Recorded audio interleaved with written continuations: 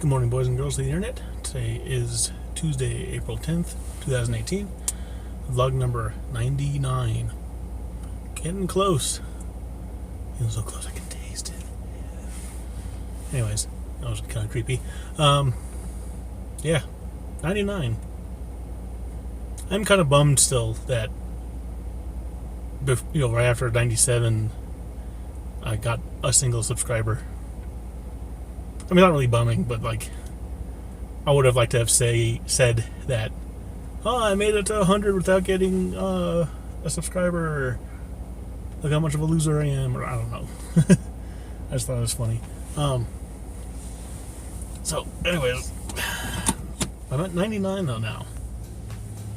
So, I'm glad I was able to stick with this for as long as I have, and I'm planning on continuing doing this. As you can tell, I'm going to be driving while I do this. Because sometimes just sitting there in my car, doing my vlog while my car's running, wastes a lot of gas. So, speaking to my one lone subscriber, if you notice, I've revamped my page a bit, just to kind of be a little more organized. Maybe it'll kind of help me guide my channel in a direction, hopefully. So maybe more like doing vlogs of like a specific point to them, or continue my daily vlogs just talking about whatever comes to my mind, and then adding to that other videos of other subjects. So of the prior 97 videos I have right now, there are a couple of them that I've done a movie review on. There's like one, I think, that I did a technology review, like a product review. And there are, sorry, let's turn and not get into an accident. Here we go. There's also a couple of them that I kind of consider under like a photography subject, that I was either talking about my photography or at least, showing a little bit of photography stuff that I'm doing.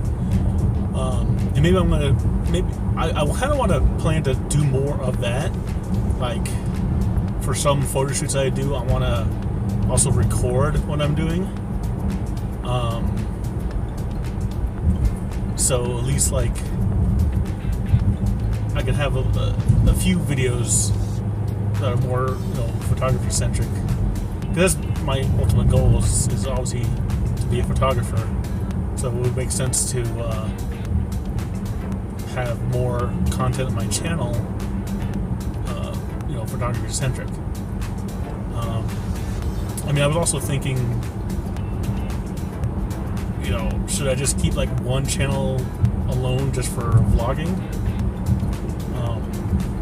and another channel be separate and talk about my photography or show my photo shoots or something?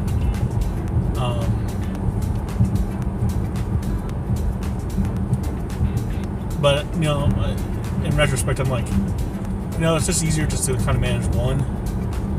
I have a couple of YouTube channels myself. One I kind of figured out that it's just my personal channel linked to my personal name, and I couldn't change the name of that channel without changing my name. So it was linked to my email. They're all linked to my email, but basically if I wanted to change the name of the channel to something that is relevant to the channel, like Chris's Vlogs, all of a sudden in my email account it's it has your name, but it changed that to Chris's Vlogs. I'm like, God damn it, I don't want that.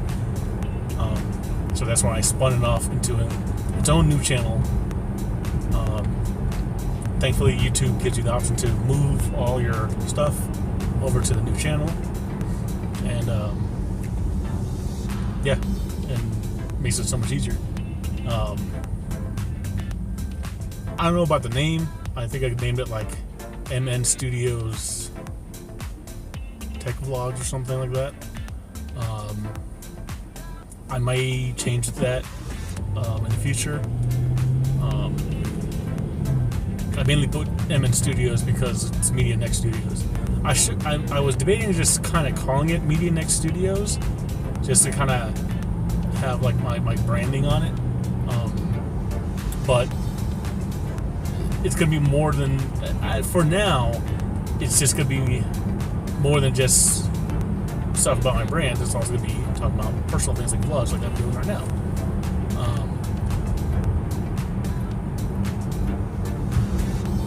So I know I want to get into more, like I said, doing photography-centric things. Which related to that, I was watching some videos last night. There's a big kind of a photography, videography mainly conference going on right now. It's called NAB. I don't remember where it's held. Is it Vegas? Might be Vegas. I don't know. But again, it's very much about like video centric. And there's this camera company called Blackmagic, and they make cinema cameras, like pretty high-end cinema cameras, and they make ones that range the gamut, from kind of like they're all professional still, but some like lower-end professional ones and like really high-end, top-notch ones.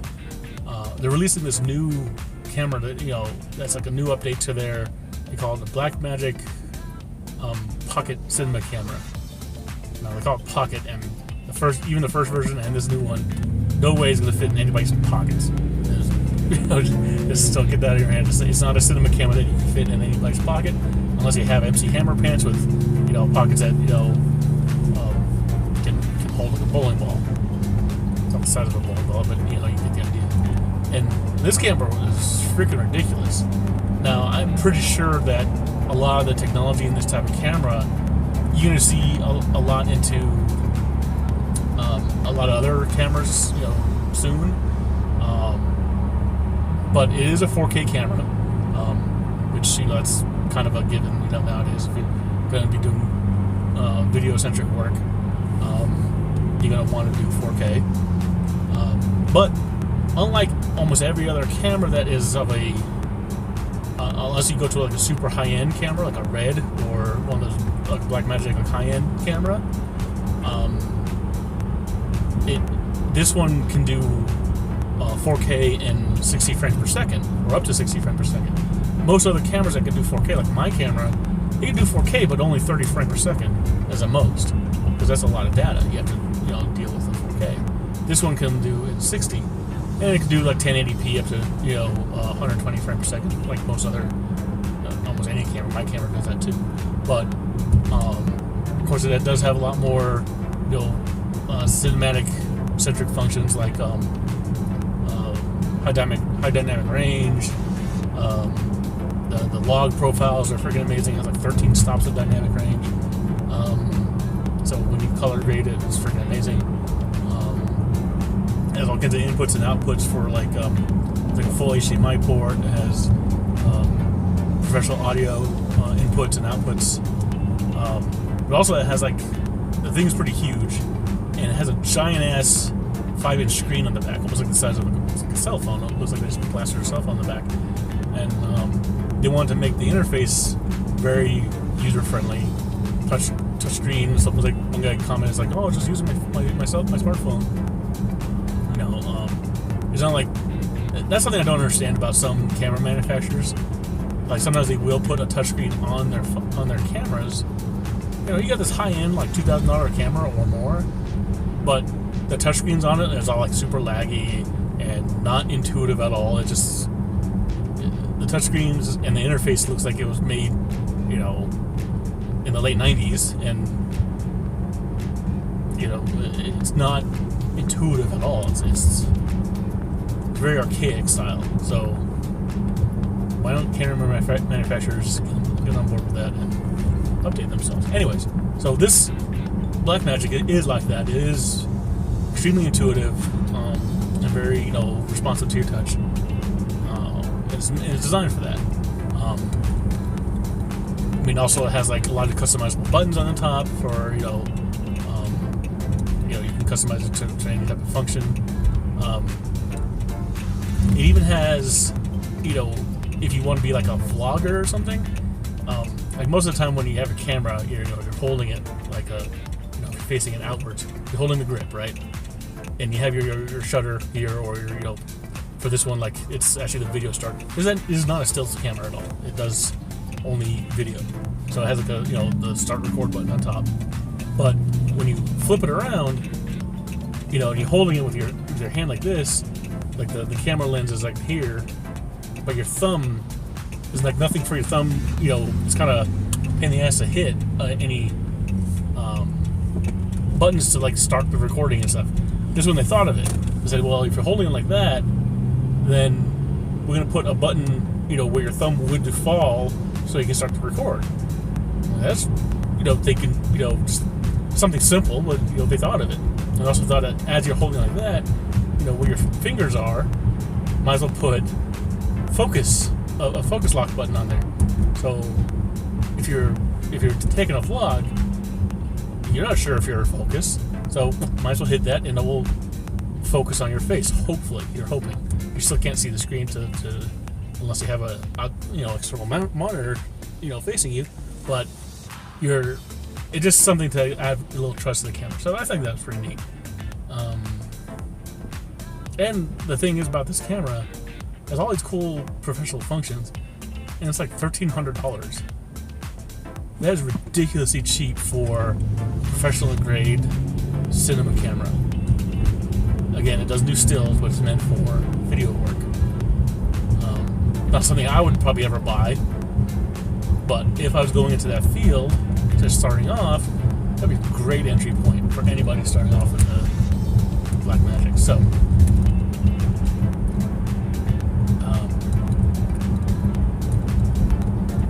there were some other things showing up at NAB that I saw, like, of course they showed lenses and other cinema cameras, like Sony has a new update to one of their cinema cameras, like a high-end, $8,000 camera or whatever.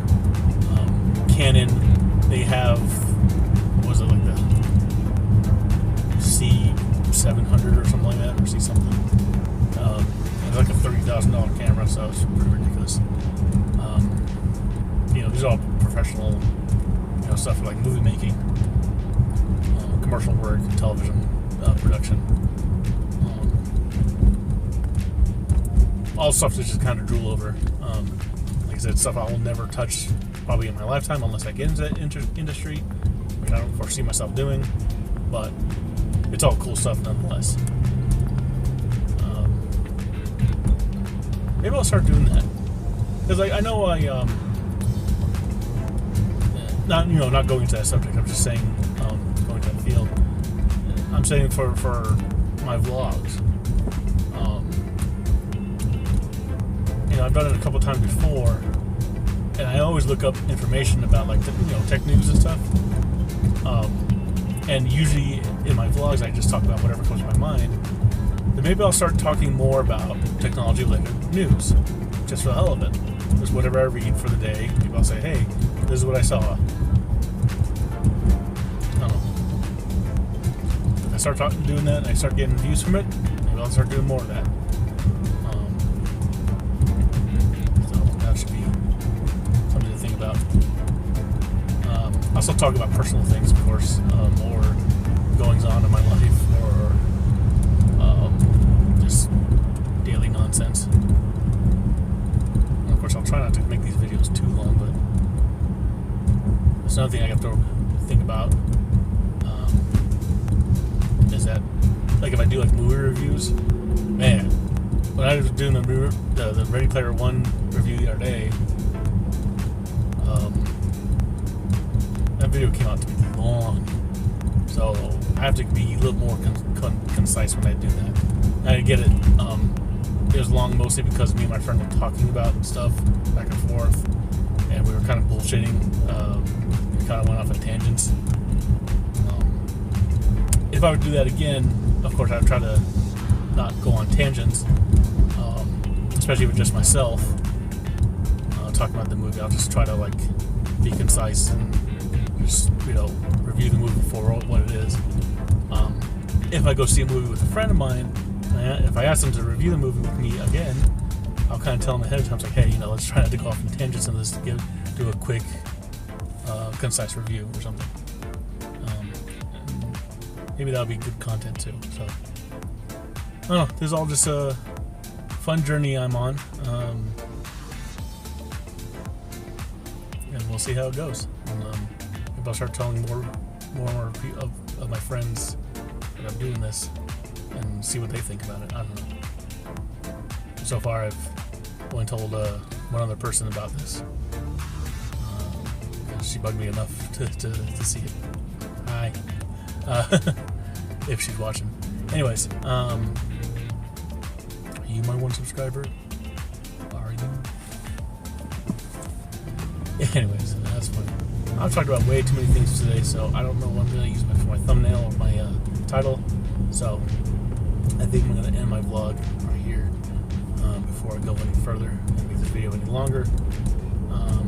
So I'm trying to get to an accent as well while I'm driving. It probably isn't a good idea to vlog while I'm driving, but I'm still very road centric. I'm not really paying attention to the camera unless I go to a stop or something. Again, this video is getting longer and longer, so I will end this now. I will talk to y'all later. Y'all have a good day, and I love you.